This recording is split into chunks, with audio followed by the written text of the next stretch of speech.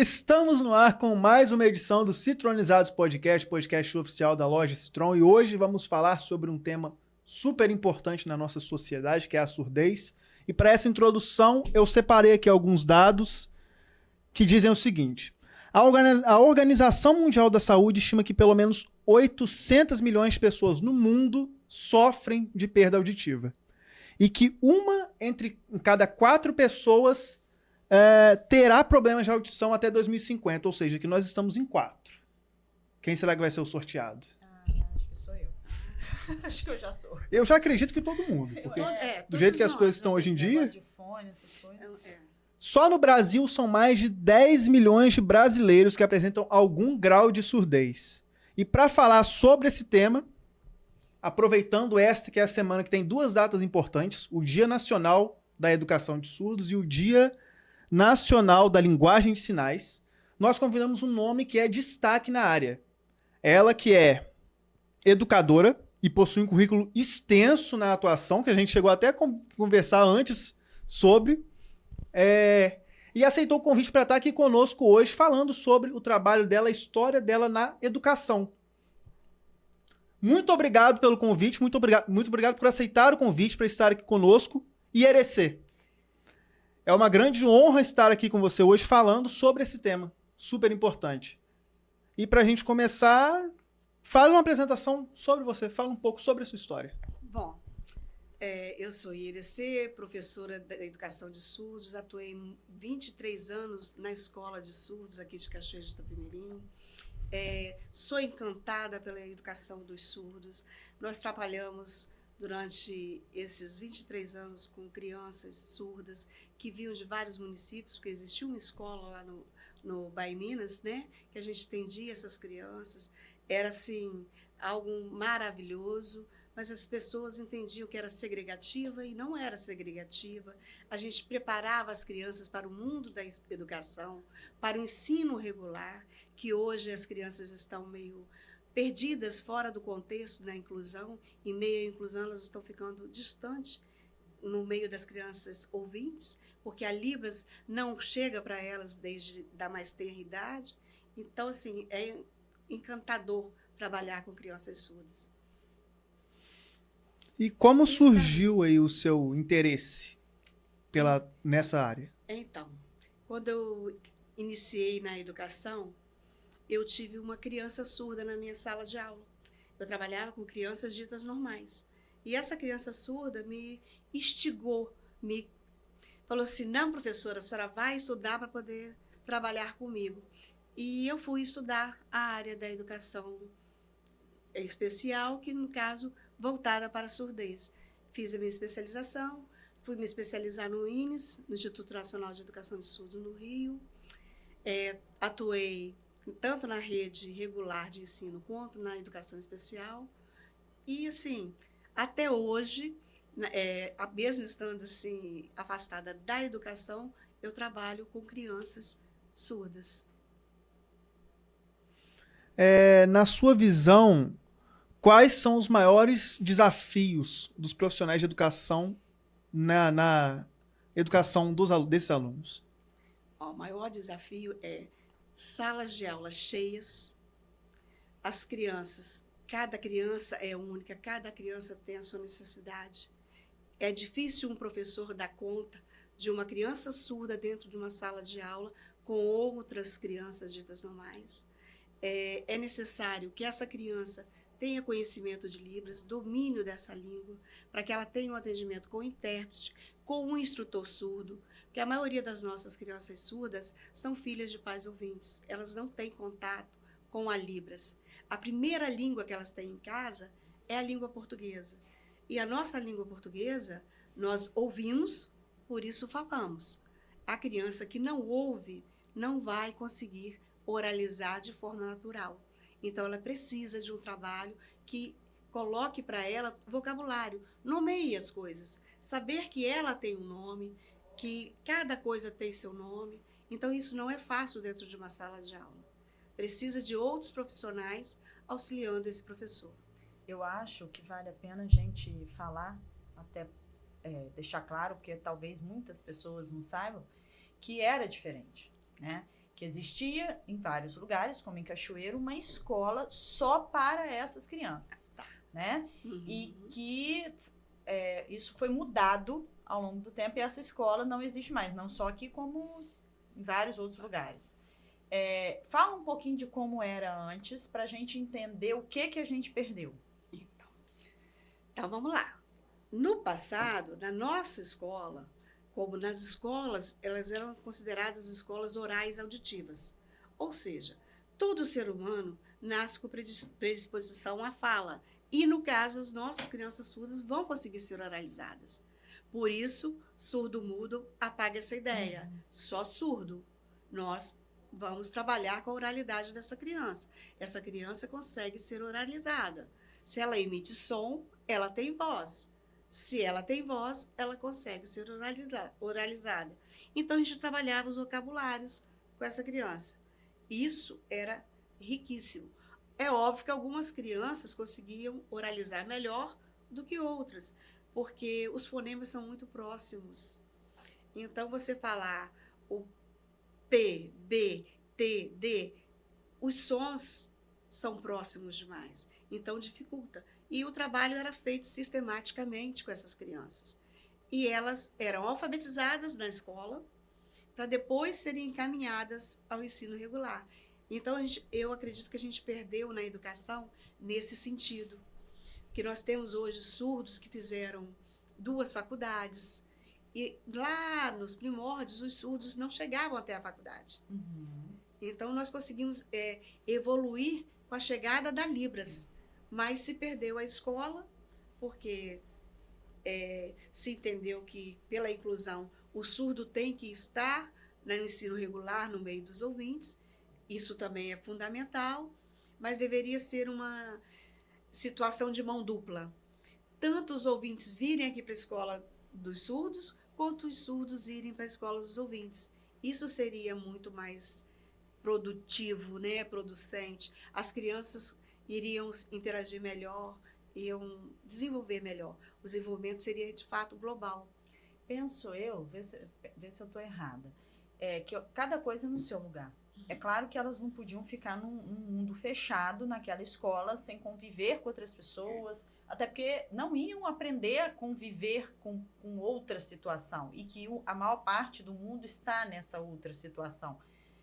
Mas também, você querer que ela fique neste outro mundo, que é muito diferente dela, principalmente até um certo ponto, igual você falou, dela ser oralizada, dela conseguir se comunicar com essas outras crianças, penso eu que isso também não é isso. Eu acho que teria que ter os dois, talvez, como você falou, pelo menos até a alfabetização, depois junta, porque é impossível um professor conseguir alfabetizar, até porque o professor, muitos não vão ter conhecimento, porque não tem essa especialização. Aí ele tem 30 crianças para ensinar e uma para ensinar de uma outra maneira. Acho bem normal que esse professor não consiga dar o melhor para aquela criança. Com certeza, porque é um desafio muito grande. É um desafio muito grande. Uma criança de 3 anos, 3, 4 anos, ela já tem um vocabulário riquíssimo. Ela já estrutura uma frase.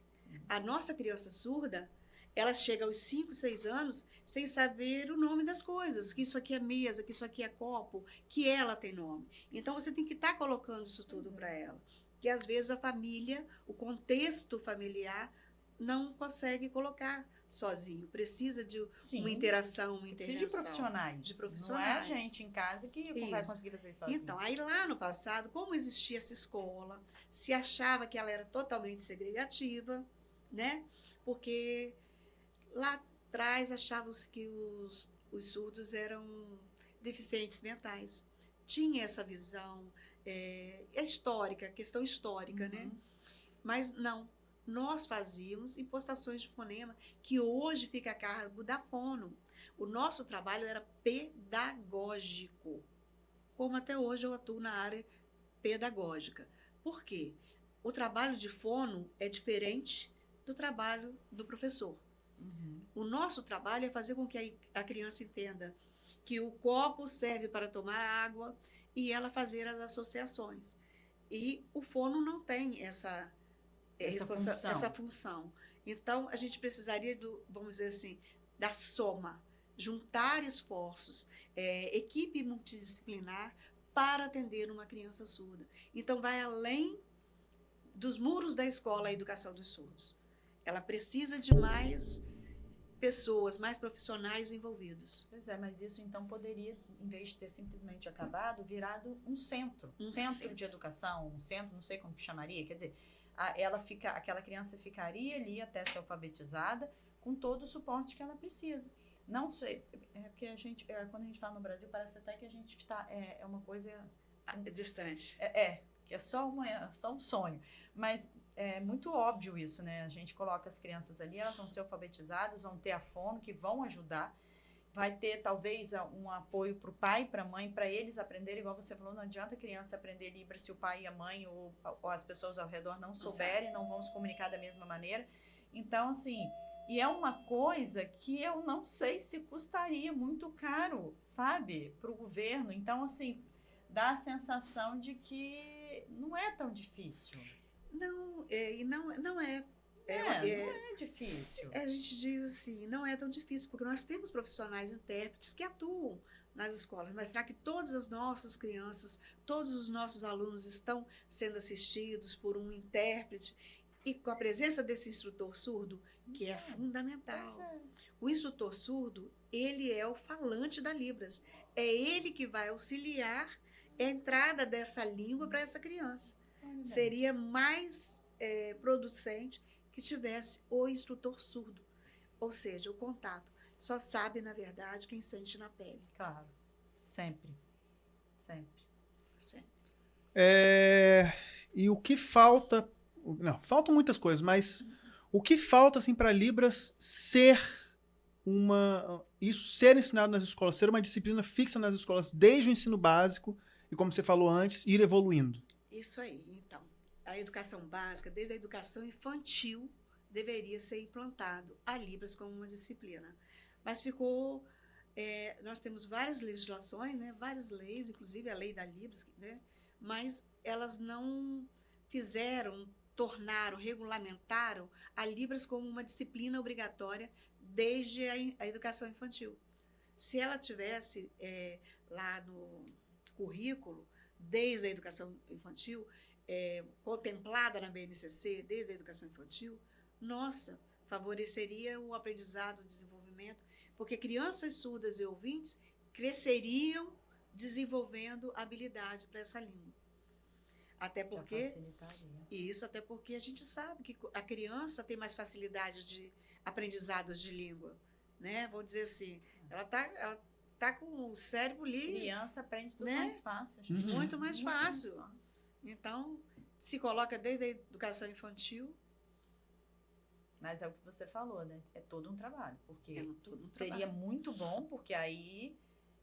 mas a gente tem que dar um jeito de chegar na criança que ouve, na criança que não ouve e na família da criança que não ouve. Isso. Não dá para fazer uma coisa só. Não. Porque senão não vai funcionar. Todo mundo junto. É todo mundo junto. E entrando aí nas suas áreas de especialização, como que a psicopedagogia e a psicanálise te ajudam a compreender melhor o emocional e o cognitivo desses alunos? Então, essas crianças, elas quando chegam até mim, elas vêm com alguma necessidade que eu preciso estar desenvolvendo, né? Seja cognitiva, seja de comportamento, seja de linguagem. Então, a gente trabalha isso tudo com elas, vendo o que elas conseguem se desenvolver nas atividades psicopedagógicas. Por exemplo, você percebe que as atividades de percepção visual, eles são fantásticos. Raciocínio lógico, fantástico. Nosso problema, a gente se esbarra sempre na questão da língua portuguesa, na questão dos fonemas. Tá? A maior dificuldade, realmente, são os fonemas, a língua portuguesa. Aí você tem que fazer a associação da Libras com a língua portuguesa. Aí você bota Libras, língua portuguesa e imagem. Porque ela tem que saber o que você está falando. O que é isso? Não basta só fazer um sinal se eu não mostrar o objeto e não escrever esse objeto em língua portuguesa. Ela tem que se familiarizar com isso. Porque aí- a criança que ouve, a pessoa que ouve, tá todo dia, toda hora ouvindo, né? Pega um copo aí, ela não vai ter isso. Então, no momento que está sendo ensinado, tem que ter ali para ela ver o que é. Ela não tem Pra essa memória identificar. auditiva, então a memória visual tem que ser reforçada sempre, tá? Então, na sala de aula, o professor, nem todo o conteúdo que ele vai ministrar, ele vai trazer para a sala de aula a coisa concreta, que vai dar a visão para o surdo que é. Nossa, não tem a mínima condição. É muito complexo na sala de aula, no ensino regular. Como você vai fazer isso numa sala com 30 alunos? Porque é natural, né? É igual ela falou, 4 anos a criança já forma uma frase. Então, você tá com uma criança a partir de 4 anos, por exemplo, você não vai explicar para ela que ela tem que botar água no copo. Às vezes ela pode até não conseguir ainda, mas ela sabe que ela tem que botar água no copo. Então, isso vira tão natural, só que a outra criança, a criança surda, não. Quer dizer, ela não sabe o que é o que. Ela tem que entender. Quer dizer, é uma coisa que não tem condição de ser da mesma maneira, gente. É porque é por experimentação. Ela tem que experimentar, ela tem que ver, tá? Às vezes a gente vai olhar, a gente olha e não vê. A criança surda não, ela vê e vê tudo. Ela vê nos mínimos detalhes, ela esmiuça. A gente vai desmontar alguma coisa aqui, vai ficar sobrando material. Ela vai descobrir um parafusinho que ninguém tinha visto, ela vai ver. A percepção visual... Porque ela desenvolve mais. Isso. A gente não precisa. A gente ouve, a gente fala, a gente não Exato. precisa desenvolver. Eles acabam desenvolvendo mais. Gente, falando assim, é assim. É óbvio, né? Que não vai funcionar, que não vai dar certo. E a gente fala de criança, mas nós temos adultos surdos, né? Que eu trabalhei com muitos adultos surdos, que no passado foram meus alunos, mas que atuam super bem como pedagogos. Eles trabalham na área, né? Sim, claro. E aí, então, que a gente percebe que, assim, ó, existia um tempo em que as pessoas eram consideradas deficientes mentais, né? Sei lá, não sei, assim. E tinha essa crença e de que ela tinha algum problema mental, porque ela não conseguia falar. Aí vieram os estudos e perceberam que, na verdade, ela não conseguia ouvir, né? Quando você disse que elas são muito boas em raciocínio lógico, tudo isso prova que elas são totalmente normais, capazes, né? Quer dizer, o raciocínio está perfeito. Aí, então, percebeu-se isso, existia uma educação para isso. Antes você estava falando que vocês chegavam a sair com essas crianças, irem para o supermercado, ir para a pizzaria, quer dizer, exatamente para não ficar nessa escola segregativa. E para elas conviverem e botarem em prática o que elas estavam aprendendo ali. Muitas dessas pessoas hoje são profissionais, capacitados, se desenvolveram e foram viver. E essas crianças de hoje? Como você vê? Elas estão... assim, porque a sensação que eu tenho é que a gente não tinha, passou a ter alguma coisa, e em vez do conhecimento, a tecnologia vir agregar, não. É como se a gente voltasse no tempo. Essas crianças vão talvez passar a não ter como os primeiros não tiveram. Pelo menos as que não têm condições de pagar. Porque aí quem tem condição de pagar privado, particular, ótimo. Quem não tem vai ficar sem nada, igual lá atrás ficava. Exatamente. Triste, né? A observação a ser feita é essa aí.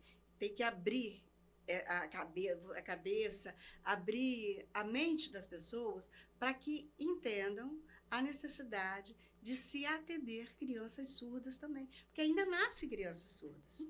Sim. Nós temos crianças Claro. que precisam estar associando tudo que tinha no passado.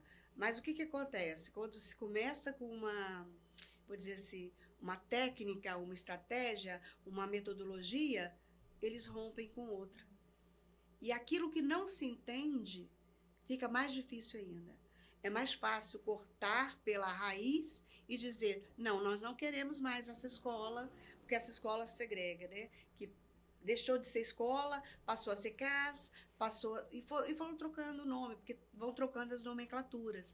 Só trocando as nomenclaturas. Mas não vão associando Poxa, lá atrás a gente não aceitava a língua de sinais. Porque tem isso também. As crianças são surdas, filhas de pais ouvintes. Uhum. Tem pais ouvintes que não aceitam a Libras. Que a Libras não deve entrar para essa criança. Eles querem que essa criança oralize. Não, ok, que sim, Ótimo. mas pode ser os dois, né? Mas pode. Os Porque dois nós, ajudam. ouvintes, também podemos aprender a Libras. Claro. Por que não?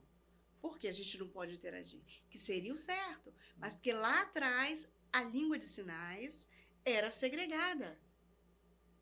Tanto é que na minha trajetória, no ano de 1997, quando eu estudei no INES, quando eu retorno para Cachoeiro, as minhas colegas de trabalho, com exceções, não me aceitaram de volta na escola. Na época, sofri muito, porque eu vim querendo colocar a Libras, Agregar. associando tal, com tudo que a gente fazia, com esse trabalho todo visual, que era um trabalho magnífico, que você fazer a criança falar. É muito lindo isso, gente.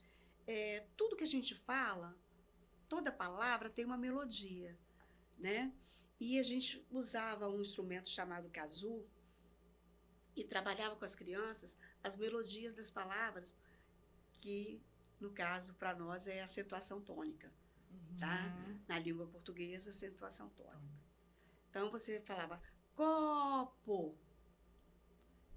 cadeira. Você tinha que falar cantando, por isso a melodia da palavra também. Entendi. E a criança ia associando para conseguir aprender e abstrair esses sons, esses nomes dos objetos. Então, o trabalho era um trabalho difícil, não era fácil. Então, como era moroso, levava uns anos, né, para a criança absorver, abstrair, eles desistiram do trabalho. Mas nós sempre fomos professoras. Então, quer dizer, não era um a mais, era escola, professora. Então, Isso fazia com que as pessoas elas iam de alguma maneira porque escola a gente vai. a escola a gente vai, Né? isso aí. Só que Até aí nisso tem que pensar, né? tem que pensar. Porque, por exemplo, hoje a gente fala assim, o surdo precisa ter um fono. Mas você trazer um fono para a área da educação e querer pagar ele como professor, o fono não vai querer. Cada um Cada tem seu um, lugar, né, cada gente? um no seu lugar, cada um na sua área. Eu sou fono, eu vou receber como fono para atuar. Contratada como Isso aí, fono. como fono, para atuar numa educação. Então, vou dizer assim, eu tenho mania dessa palavra e ela cabe em tudo quanto é lugar, são nuances que precisam ser analisadas. Claro. Cada um na sua profissão. Mas as profissões juntas, elas vão permitir esse desenvolvimento dessa criança muito mais rápido. E é engraçado que parece que as coisas são falas, né? Porque a gente vê hoje que eles falam nessa, nem sei se eu termo esse, medicina multidisciplinar, eu esqueci como que fala, que é exatamente isso, né? Eu falo que antes o médico, ele sabia um pouquinho de tudo. Aí vieram as especializações. Ok, Ótimo. não dá pra gente saber de tudo no detalhe. Só que aí começou uma situação de, tipo assim, você tinha quase que adivinhar em qual médico que você ia, quando você não sabe qual que é o seu problema. Então, você tá com algum problema, ia lá, sei lá, no médico de estômago, ele investigava o estômago e fala, não é aqui. Aí você vai para outro que você fica tentando deduzir o que você tem. Aí, eu acho que já tá tendo uma volta. Vamos nos unir. Então, tem um médico com a fono, com fisioterapeuta, com psicólogo, que às vezes se juntam, conversam, muitas vezes entre si, para conseguir dar um diagnóstico. É a mesma coisa, mas parece que fala-se muito e faz-se pouco. E a gente sabe que isso tá acontecendo, mas a gente sabe que não é na maioria dos casos, pelo menos por enquanto. Tomara que isso continue, né? E é exatamente a mesma coisa, do mesmo jeito que junta um médico, uma fono, um fisioterapeuta com um psicólogo, que junte o pedagogo, que junte ai, toda hora foge o nome, né?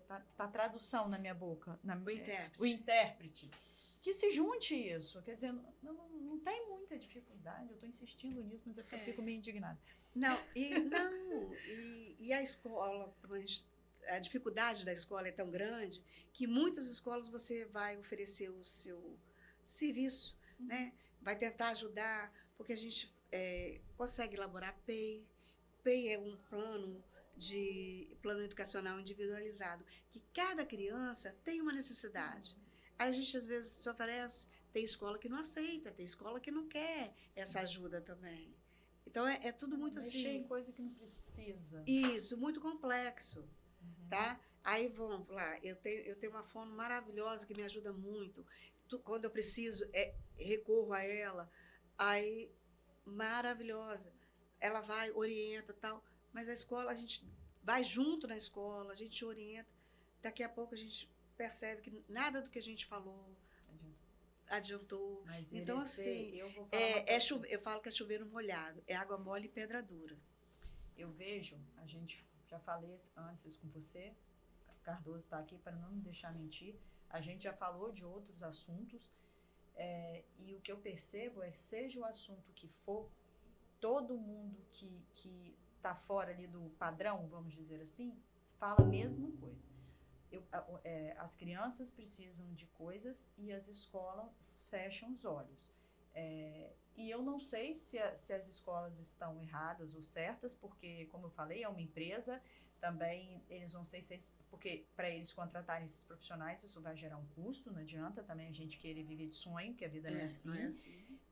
Mas também eu acho que aí que vem o Estado, é aí que o Estado tem que sentar, debater, conversar e entender, juntar essas forças, porque o que eu percebo é isso. O pai de autista tem as mesmas dificuldades, os pais de crianças com deficiência física têm as mesmas dificuldades. Então, assim, aí se você junta todos, cada um com a sua particularidade, mas não são tão poucas crianças assim, né? Só que cada um tem a sua particularidade. Aí elas se tornam poucas e aí é melhor deixa quieto aí e vai passando. Porque o que eu percebo é isso. Qualquer assunto que a gente falou, tô mentindo, Carlos? Não. Os pais, em geral, os profissionais da área falam a mesma coisa. Não conseguem apoio das escolas, não conseguem apoio do poder público, não conseguem. Aí fica aquela luta para conseguir coisas que simplesmente está na lei que é direito, mas não acontece. Não sai do papel. Infelizmente, não sai do papel. No papel é lindo, né? Aí a gente vai ver até a questão de outras instituições, como a área da saúde. No papel está lindo, posto. Mas na hora de aplicar... E aí vem tudo, né? Porque aí você não tem incentivo para o profissional ir se capacitar. Ele tem que fazer porque assim, você se capacitar com o seu dinheiro, até aí tudo bem. Você está correndo atrás. Mas você só faz isso quando você percebe que você vai ter uma melhora na sua vida financeira, na sua vida profissional. Você tem que ter um incentivo para aquilo. E isso não acontece também. Então, você não incentiva as pessoas a irem atrás de conhecimento, porque não vai mudar nada. E, no fundo, a gente está vivendo assim, uma sociedade muito precária. O conhecimento está na palma da mão.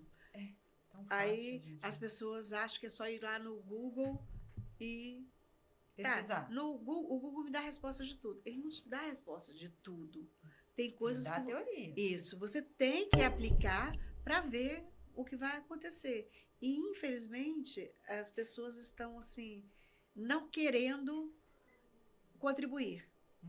É muito mais fácil eu brincar, vou usar a expressão brincar aqui no sentido de, para não usar a palavra correta, mas brincar com vidas, porque isso é brincar com vidas.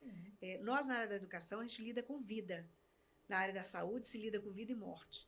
Nós não, é com vida, é com futuro, com aquela coisa... Né? É a melhor parte, aquilo vibrante, coisa mais linda. Você vê uma criança que você pegou lá nas primeiras letrinhas, e quando você vê só, tá fazendo faculdade. Caraca, maravilha.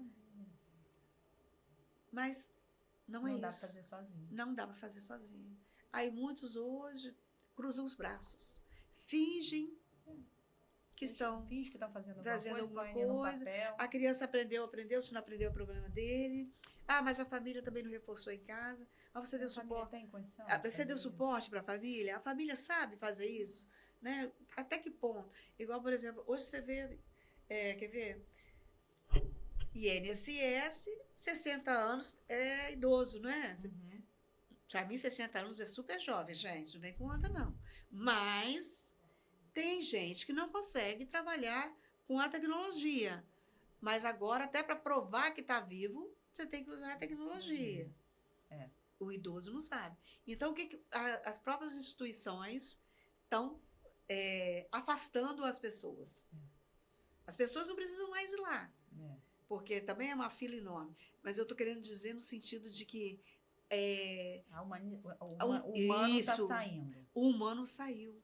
Não existe mais troca, mais empatia, mais uma relação. Você, para entrar no elevador, as pessoas estão mexendo no celular, não te dão um bom dia, não te dão boa tarde. Sim. Então, a vida tá... Eu vou dizer que o corre-corre tá grande, tá? Mas não custa você parar um pouquinho e falar bom dia, boa tarde. Nem isso estão fazendo. Então, a escola, vou dizer assim, cumpra-se o currículo. Vem aquele componente curricular, vem aquele currículo extenso, você tem que dar conta daquilo. Você vai atender as crianças na sua especificidade? Não vai. Deveria, mas não vai. Porque não dá tempo. O relógio corre. E você tem que cumprir. Exatamente. Um currículo. Cronograma. Então, não é tão fácil assim. Aí, teoricamente, ou você vai devagar para dar atenção para essas vezes uma criança, sendo que aí com as outras 30 você não vai cumprir o currículo. Aí você vai fazer o quê? Você vai cumprir o currículo das 30. Isso. E essa criança vai ficando...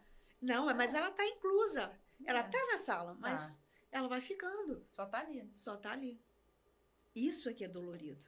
Porque é uma situação, que se tem uma criança surda dentro de uma sala de aula, as outras crianças podem ser as mais maravilhosas do mundo. Como que elas vão se comunicar com aquela criança? Ela não ouve. Elas são crianças, elas não sabem. Se nem adulto sabe, quem dirá criança. Então é uma situação que não tem possibilidade de acontecer, não é? Não tem.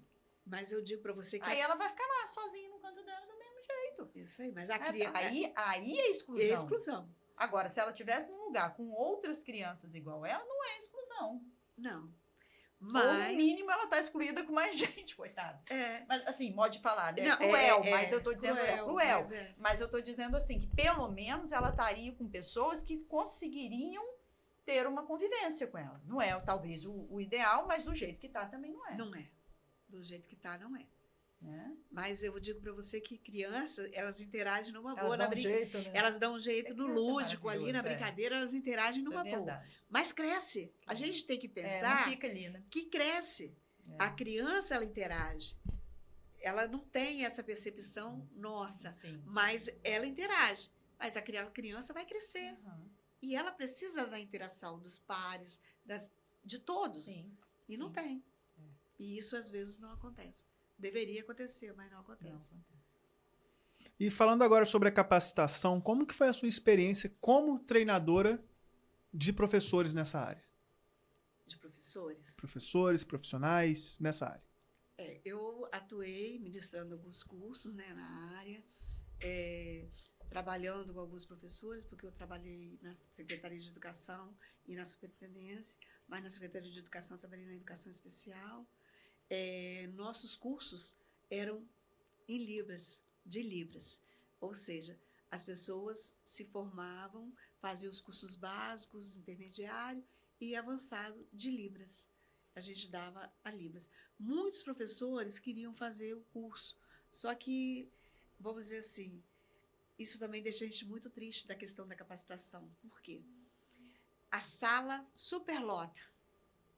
Daqui a pouco vai esvaziando, esvaziando, esvaziando, porque nem todos sentem afinidade, têm habilidade para continuar com o curso. Nem todos têm a mesma empatia, nem todos têm a mesma, vamos assim, dizer, está aberto o aprendizado de língua, porque Libras é uma língua. Então, estar aberto para essa língua é estar aberto para o novo, e o tempo todo, porque é uma língua viva. Libras entra um vocabulário novo todos os dias, igual entra na nossa língua portuguesa. Porque apareceu, sei lá, o WhatsApp, você tem que fazer o sinal de WhatsApp. Apareceu, tem que o que aparecer, a palavra que aparecer nova tem que ter um sinal. E não somos nós, ouvintes, que fazemos sinais.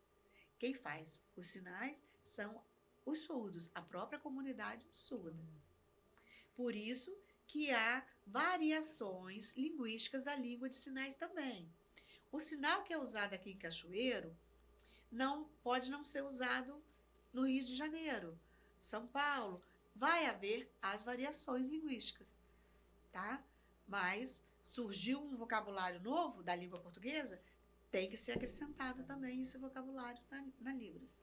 Mas esse negócio, igual falou, os cursos começam cheios e vão esvaziando. Isso acontece Muita em todos desistência. também, né? Você vai, pós-graduação, qualquer coisa que você vai fazer, isso acontece e é natural. Né? As pessoas acham que tem jeito para aquilo, não tem. Mas, enfim, se continuasse, pelo menos que fosse de pouco a pouco, mas ia entrando gente, né? E por isso que nos cursos de capacitação saíram muitos intérpretes. E a gente precisa de mais intérpretes. A gente está na Pastoral dos Surdos aos sábados, na Catedral, e a gente tem pouco intérprete. Poucos intérpretes, porque são voluntários, né? Poucos intérpretes que atuam junto com a gente na catequese dos surdos. Porque nós temos surdos adultos na catequese. Nós temos o surdo que ministra a catequese. Ou seja, nós temos em Cachoeiro um catequista surdo que ministra a catequese para os outros surdos. Então, assim, isso é muito bonito a gente ver que, vou dizer assim, na minha área, né, a gente teve frutos. Que nós estamos aqui para falar da escolarização, que dia 23 é o Dia Nacional da Educação de Surdos. Que bom, fluiu, deu bons frutos, né? Mas por que agora que esses adultos estão fazendo catequese? Porque lá atrás eles não tiveram uma catequese que desse esse conhecimento base para eles. E agora eles estão tendo. Então, assim, às vezes ligar, é sábado, mas a gente vai. Tem curso também. A gente dá o curso de Libras às 8 horas e às 9h30 começa a catequese dos surdos. Aí são os surdos com os surdos, mas a gente também fica junto com eles. Eu nem sonhava com isso, nem que tinha, e a gente não para nem para pensar nesse tipo de coisa.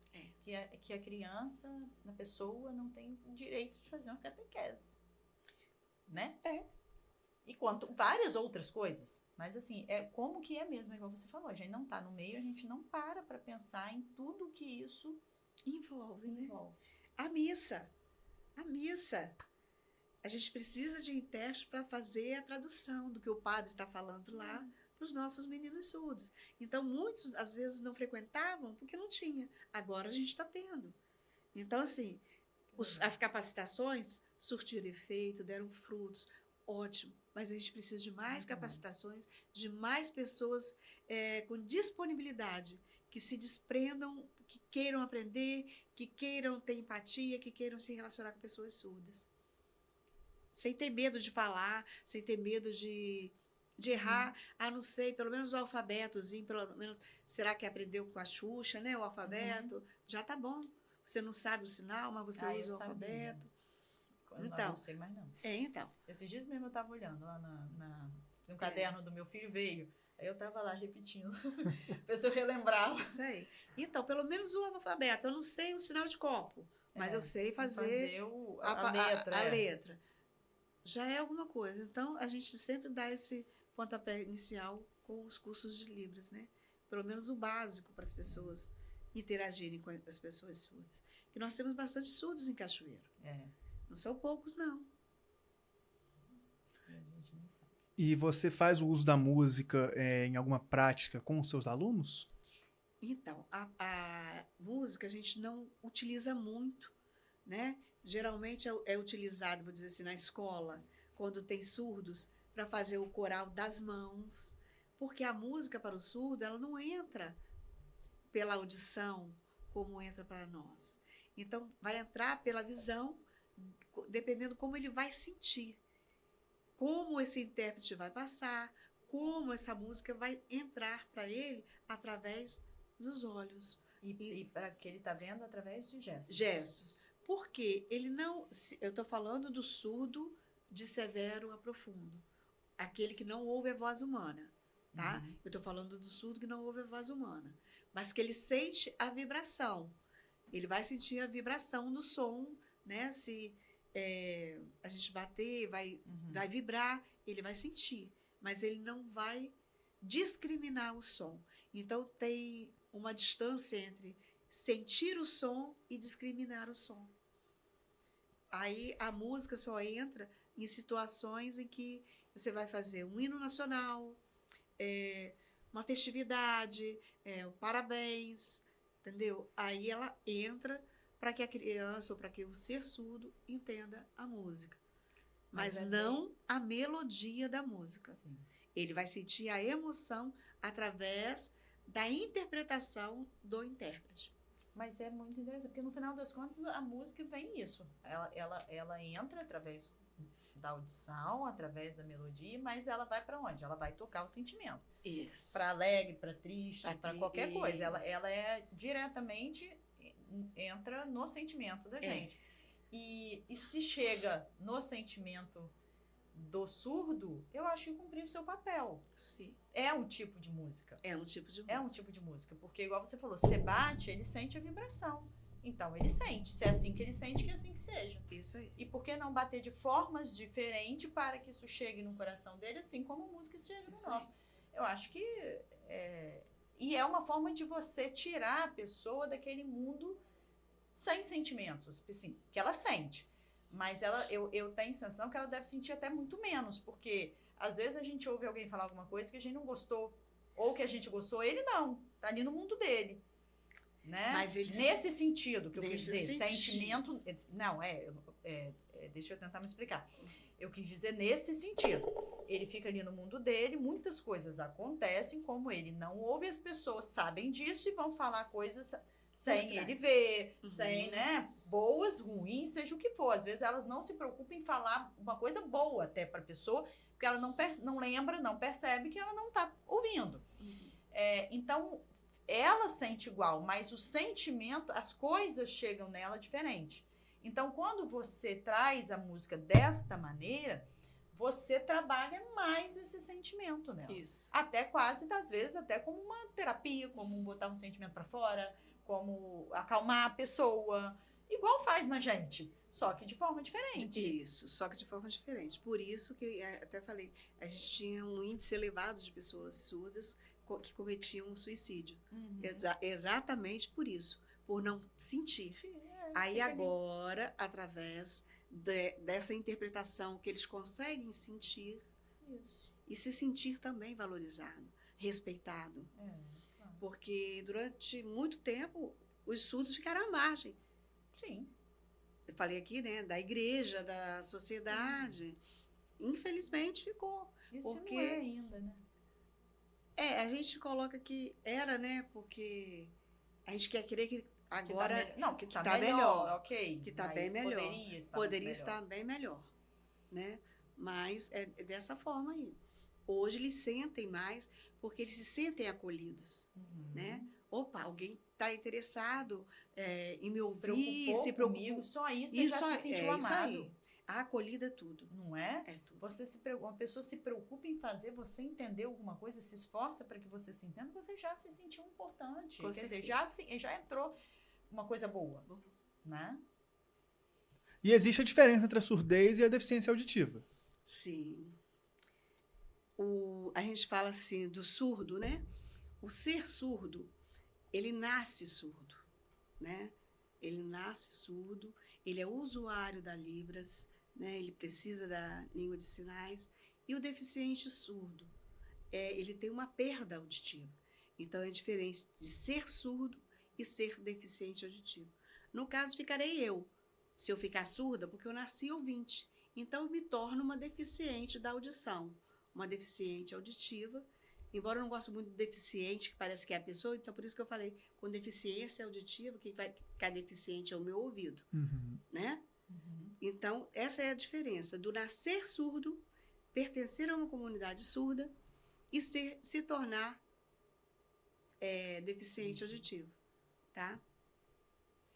Porque eu entrando agora nessa questão, eu me lembro que eu trabalhei 2 anos em escola, eu trabalhava na sala de informática. Todos os alunos, quando entravam, todos não, né? A maioria, quando entrava, chegava ali, colocava aquele fonezinho no talo, com música, E ficava lá o tempo todo. E eu lembro de uma fala de uma professora na época que ficou na minha cabeça, nunca mais eu coloquei fone alto, que ela falou o seguinte: a geração que nós estamos agora será uma futura geração completamente de surdos, de pessoas surdas. E aí me veio na cabeça, a pessoa tá ali o dia inteiro, o aluno, depois vai sair, vai pro mercado de trabalho, dependendo do trabalho, vai ser o dia inteiro com o fone de ouvido também. E aí como que você vê esse futuro? Eu também concordo com ela. Vai ficar todo mundo com perda auditiva, todo mundo deficiente auditivo, todo mundo surdo. Porque o nosso ouvido, ele não é preparado para ficar com aquele fone de ouvido, naquele som em que você coloca o fone e quem está ouvindo é a pessoa que está do outro lado. Nosso tímpano não aguenta. Ele vai vibrar até romper essa membrana e ficar assim, surdo. Eu acho assim. Sim. Isso, a gente sabe que as pessoas que trabalham com marmoraria, elas têm que ficar com um tampão por causa do ruído. Nós sabemos que ruídos altos prejudicam a nossa audição. Nosso ouvido não é para ouvir sons acima de, sei lá, 1000 decibéis. As pessoas estão aqui com aquele fone, em alto volume, estão sentindo que parece que o ouvido está dilatando e não abaixa o som. Então, vamos ter problema sim. Além de ficar quase alienado do resto do mundo. Né? Nossa. Você não vê, não ouve nada. Ao redor que está acontecendo. Até porque essa geração agora está muito dentro do quarto, né? Uhum. Muito dentro do quarto, muito com o celular. E a família precisa mudar isso e às vezes não muda. Não muda. Até saiu agora uma série, né? Adolescência, que os adolescentes estão... O que acontece, né? Quem está dentro do quarto e a gente não percebe. Não percebe. Então, assim, são situações que antigamente a gente brincava na rua de pique, de amarelinha, de pular corda. Hoje essa juventude não tem isso. Não tem, eu agora falando como mãe, não tem porque a gente, não é que os pais não querem, você hoje não pode deixar um filho brincando na rua sozinho, igual a gente ficava, sozinho entre aspas, né? Sempre tinha alguém olhando, mas assim, não pode deixar à vontade. Aí tá, já não vai pra rua por causa disso. Minha geração, eu converso com outras amigas, a gente fala muito isso. A nossa geração não é tecnológica, só é tecnológica quem, por natureza, gosta da tecnologia. Senão, não. Então, os filhos dão nó na gente. Eu falo que você pode achar que você está vigiando, você não está. Não tá, porque você não alcança o que ele faz. Isso não sou eu, que eu converso com várias amigas e elas falam a mesma coisa. A gente acha que está sabendo e não está. E aí já é uma outra dificuldade. Porque, por exemplo, quem já é mais novo, que já nasceu com a tecnologia ou que já pegou muito novo, acompanha. Mas a gente, essa geração nossa, ainda não acompanha. Então, assim, isso me preocupa. Porque por mais que você vigie, por mais que você queira, igual meus filhos praticam esporte, eu tento tirar, a verdade é que, se quiser me dar nó, vai dar nó, gente. A verdade é essa, não se iluda, porque vai. Então eu só sei como resolver, mas a gente vai tentando. Eu monitoro. Eu monitoro o celular do meu filho. Que legal. Eu tenho um aplicativo, ele só pode ficar 1 hora. Aí você está conversando comigo, de repente. Aumenta para mim. Aí vai lá, aumenta. Você nem pensa, aumenta. Sem nem saber o que está olhando. Então, aumenta o tempo. Não sabe o que ele está... Não olha no celular, olha no computador. Então, você vigia a conta do Instagram e cria outra, você nem fica sabendo. Não, e tá muito complicado. Tá muito... Tá. E olha que meus filhos ainda são novos. Tem coisa assim que eu sei porque eu já soube que aconteceu com outras mães que, né? E às vezes você não sabe nem do seu filho. Você vê que seu filho tá olhando uma conta. Isso que aconteceu, na verdade. Seu filho tá olhando uma conta. Aí quando você vê, você fala assim, nossa, mas fulano tá fazendo isso no Instagram. Uma conta privada. Mas que ninguém sabe, os pais não sabem. É uma conta privada, mas sabe como que é adolescente, né? Privada para 100 pessoas. E ela se expõe e o pai não está sonhando. O adolescente se expõe de alguma forma, ou fala alguma coisa, ou mostra alguma coisa que o pai não tem sonhando, porque ele não sabe dessa conta do Instagram. Entendeu? Isso é o que eu já soube, imagino que eu não sei o que acontece. Então, assim, uma fase que para nossa geração tá Não tá fácil, não. Não é só negligência dos pais. Não. Tá? Tem pais que são negligentes, mas não é só negligência. É difícil pra gente alcançar. É porque está tudo muito acelerado. Muito rápido. A informação, a gente tinha que quebrar a cabeça. Sim. Eles não, eles só dão um clique. Até você entender, ele já tá lá. É isso aí.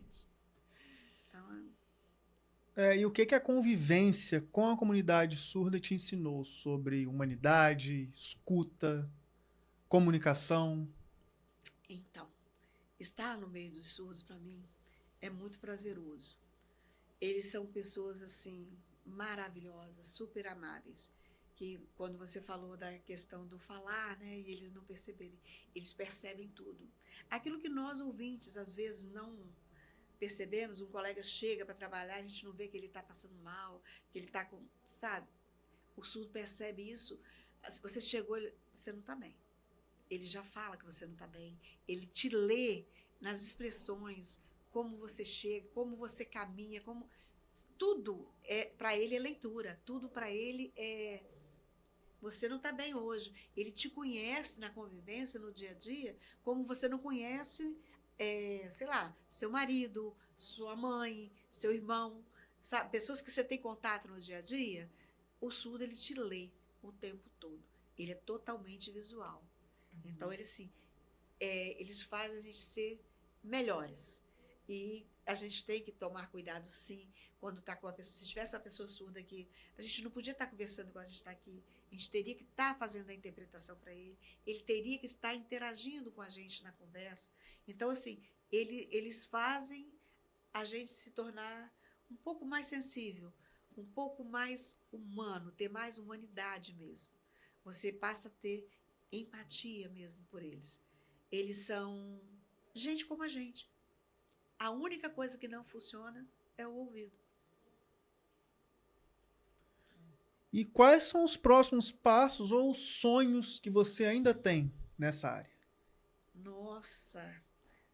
Então, eu sonho com todas as crianças terminando uma faculdade, todas as crianças surdas terminando uma faculdade.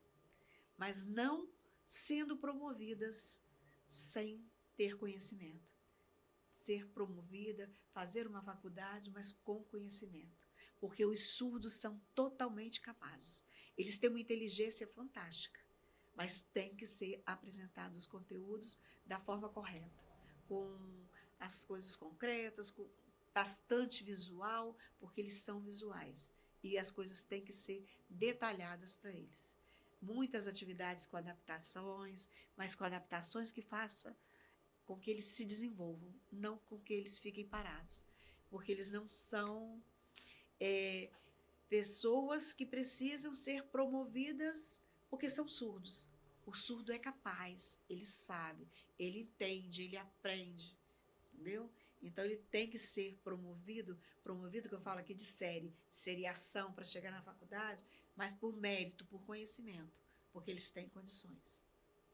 Maravilha. Para a gente entrar na reta final agora, tem alguma pergunta que ainda não tenha sido feita? Não, Cardoso. Uma coisa que vocês queiram pontuar? Só tá pensando agora. Tem algo mais que você queira pontuar? Podcast é que a gente aprende tanto, né, Cardoso? A gente ouve tanta coisa que a gente não para pensar. Em todos que eu fiz, eu falo isso. Isso está sendo uma bênção para mim, porque eu estou absorvendo muita coisa. Cada vez que vem alguém, eu fico assim, pensando naquilo, porque a gente não para para pensar. E a ideia é essa, na verdade, é fazer as pessoas E é crescimento. Então, dia 23 de abril, Dia Nacional da Educação dos Surdos. Dia 24 de abril, Dia da Libras. Lembrando que Libras é Língua Brasileira de Sinais. Tá? E a educação dos surdos? Graças a Deus foi uma conquista muito grande, porque lá atrás os surdos eram impedidos até de estudar. Então a gente vê assim, pensa que não, mas ainda ontem eles não podiam estudar. Então, assim, é uma conquista muito grande. Se a gente for assim, analisar ao longo da história, nós tivemos bastante conquistas.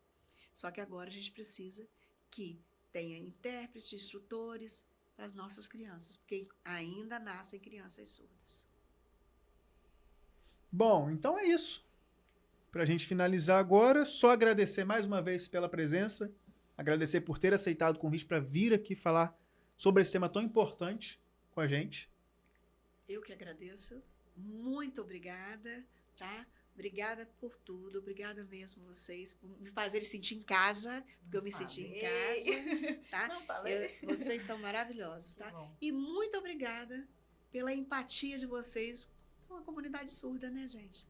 Nossa, que lembrança maravilhosa que vocês tiveram, tá? Muito obrigada. Esse episódio vai estar disponível de forma completa no YouTube e também no Spotify. As redes sociais da IRC vão estar no primeiro comentário fixado para vocês que quiserem conhecer o trabalho dela, apoiar o trabalho dela. E é isso. É isso. Muito obrigado a todos que assistiram até aqui e até o próximo episódio.